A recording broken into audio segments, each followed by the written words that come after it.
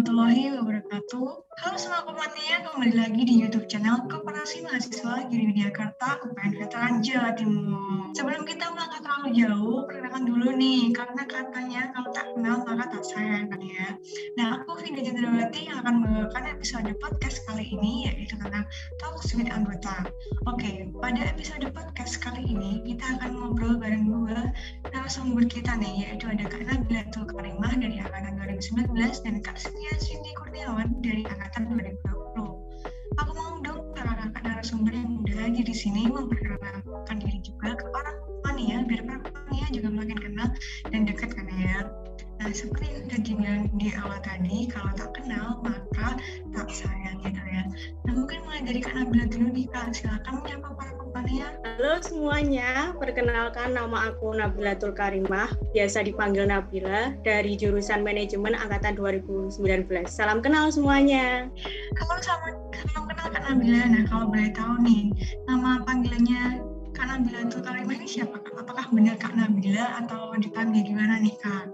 Boleh Nabila, boleh Bila juga, terserah. Oke, kalau asalnya dari mana nih Kak? Aku dari Kediri, Jawa Timur. Wah, jauh juga ya dari Surabaya. Nah, kebetulan aku juga asalnya dari tetangganya Kak Nabila, yaitu dari Tulungagung. Nah, oke, para komania nih juga mungkin pengen kenalan juga ya sama Kak Cynthia. Halo Kak Cynthia, mungkin Kak Cynthia bisa menyapa para komania juga nih Kak. Silahkan Kak Cynthia. Baik, halo Kopamania. Sebelumnya perkenalkan nama aku Cynthia Cindy Kurniawan dari jurusan akuntansi angkatan 2020. Kalian bisa panggil aku Cynthia atau Cindy. Asal aku dari Surabaya. Wah, masih ada yang Surabaya juga nih ya. Halo, salam kenal Kak Cynthia. Nah, baik, kita bakal mulai nih mengulik lebih dalam ke para narasumber di sini. Pertama, aku mau tahu dong alasan awal memilih untuk bergabung dengan Kopma Giri Widyarta itu apa sih Kak? Kak Nabila mungkin bisa dijawab dulu Kak, silakan. Kalau aku sih cukup simpel ya, soalnya kalau di Kopma itu nggak ada keterikatan hari kumpulnya apa. Jadi kan bisa nyesuaiin sama jadwal kuliah. Jadi misal hari ini misal ada tugas, itu gampang banget gitu loh. Kalau ada tugas ya udah, kalau enggak ya join aja gitu kalau ada kegiatan. Oh, berarti kayak lebih fleksibel gitu ya, Kak? Iya, lebih fleksibel. Nah, kalau Kak Cynthia gimana nih, Kak? Apa alasannya awal memilih untuk bergabung dengan Kopma Giri Widyarta UPN Veteran Jawa Timur? Jadi gini, alasan saya tuh hampir sama kayak Kak Nabila tadi ya, Kak ya. Terus sama lagi, saya tuh juga tertarik sama SHU-nya gitu, Kak. Jadi kayak walaupun kita nggak usaha, tapi kita punya penghasilan yang pasif gitu. Terus saya juga ingin tahu lebih mengenai perkoperasian gitu, Kak.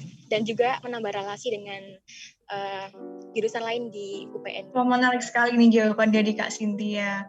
Nah, biasanya kan sebelum gabung kita banyak pertimbangan gitu kan ya. Misalnya nih, ekspektasi kita ke depannya gimana gitu. Nah, aku mau tanya ke Kak Cynthia nih, Kak. Kalau boleh tahu gimana sih ekspektasi Kakak sebelum bergabung dengan Kopma, dan apakah ekspektasi tersebut sesuai dengan yang telah dirasakan atau dilalui setelah bergabung dengan Kopma? Gimana nih Kak Cynthia? Silahkan Kak Cynthia. Ya, baik Kak. Menurut saya, ekspektasi saya tuh hampir sempurna nggak ya? Jadi kayak ada kegiatan mengenai perkoperasian gitu Kak. Wah, gitu ya Kak.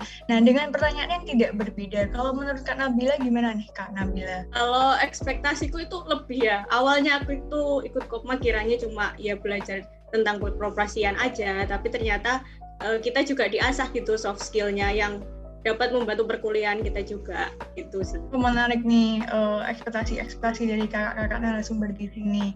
Nah, Kak Nabila, aku mau nanya lagi nih, benefit apa sih yang kakak dapat selama bergabung di Kopma? Banyak sih. Kalau menurutku itu pertama menumbuhkan jiwa kewirausahaan, karena di Kopma itu kita diajarin gimana jadi wirausahawan yang baik, gimana kalau nanti pas kita usaha ada problem gimana cara mengatasinya, itu yang pertama. Yang kedua, nambah temen. Karena dulu waktu aku ospek, itu ospeknya cuma ada ospek jurusan. Jadi kayak teman-temannya itu cuma kenal dari jurusan-jurusan aja, satu jurusan doang. Terus karena ikut Kopma jadi kenal jurusan lain, fakultas lain gitu. Terus juga mungkin ini semua Kopmania juga suka karena dapat SHU juga sih itu. Iya, bener banget nih Kak. Mantep banget nih ya alasan-alasan dari Kak Nabila. Kalau aku juga gak jauh berbeda dengan Kak Nabila. Kalau aku pribadi nih, benefit yang aku dapat selain banyak relasi, juga lumayan update skill yang aku punya. Karena kan dari Kopma ini sendiri sering ngadain semacam pelatihan skill gitu kan ya Kak. Nah, dengan mentor yang mantap juga. Jadi sangat bermanfaat deh pokoknya. Nah, kalau Kak Cynthia, apa nih Kak benefit yang udah didapat selama bergabung di Kopma ini? Jadi benefit yang pertama yang pernah saya dapatkan itu ilmu yang bermanfaat Kak ya. Apalagi tujuan saya pertama kali kan untuk mengetahui lebih mengenai Kopma Kak ya. Saya udah dapet, ternyata dapat tambahan nih mengenai teknik untuk membuat video, mengedit video gitu Kak. Jadi ada tambahan lain. Jadi nggak cuma hanya dipelajari mengenai Kopma, tapi juga hal-hal lain gitu. Terus yang kedua, saya juga mendapatkan relasi dari jurusan lain nih Kak ya. Tapi itu lebih banyak di FEB Kak, soalnya kan koperasi juga menyangkut bagian keuangan gitu ya. Terus yang ketiga sama yang mendapatkan SHU sih Kak pastinya Kak, gitu Kak. Iya, ini semua alasannya kurang lebih tentang SHU nih ya, kan lumayan juga nih ya, bener banget. Wah, gak kalah menarik juga nih alasan dari Kak Cynthia kan ya. Ngomongin mengenai benefit, pasti gak jauh dari sebuah kontribusi yang kita berikan ke koperasi mahasiswa. Nah, boleh tahu dong Kak, mungkin kakak-kakak di sini mau sharing-sharing mengenai kontribusi apa aja nih yang sudah kakak berikan untuk Kopma. Mungkin mulai dari Kak Nabila dulu, silahkan Kak Nabila. Kalau aku sendiri sih sebenarnya nggak banyak ya.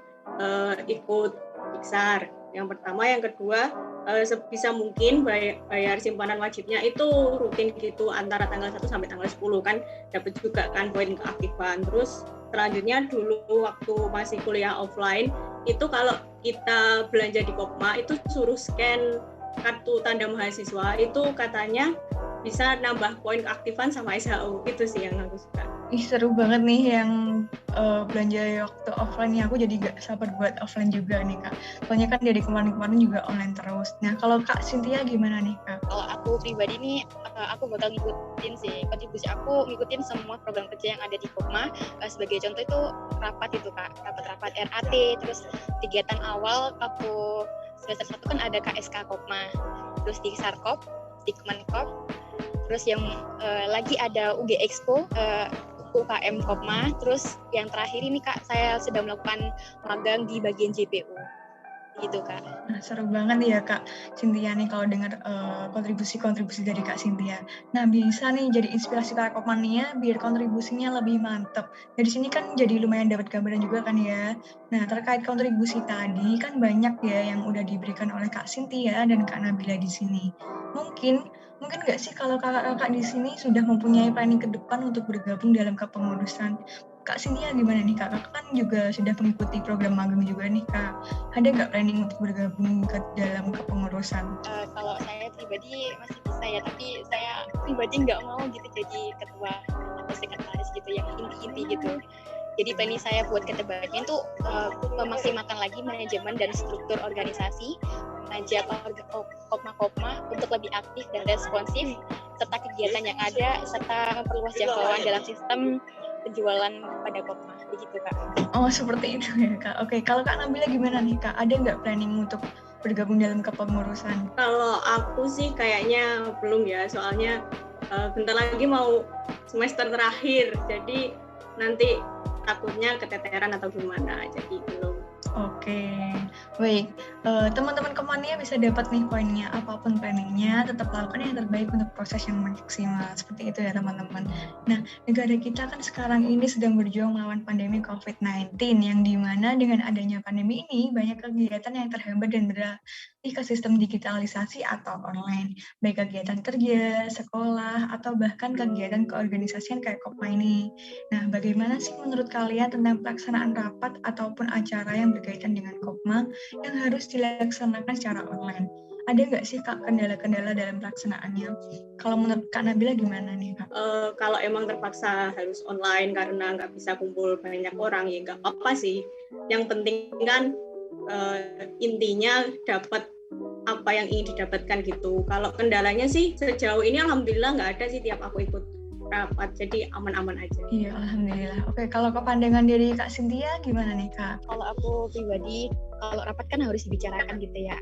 untuk mendapatkan hasil gitu dari kegiatan ini sudah terlakukan atau ada evaluasi. Jadi di rapat itu bisa kita omongkan gitu Kak. Tapi kendalanya di sini yang pernah saya dapatkan itu ini susah sinyal gitu Kak. Terus kalau di rumah kan sering gitu ya disuruh sama orang tua, disuruh sama anggota keluarga buat keluar. Jadi itu bisa jadi kendala juga Kak buat saya kalau di rumah.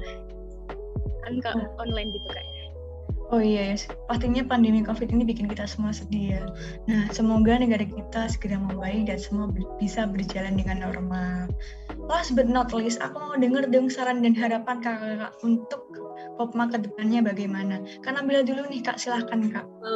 Kalau untuk Kopma, sarannya itu sih lebih banyak kegiatan yang mengasah soft skill. Soalnya kan selain buat kuliah kita kan, nanti ke depannya pas kita kerja itu kan juga butuh banget.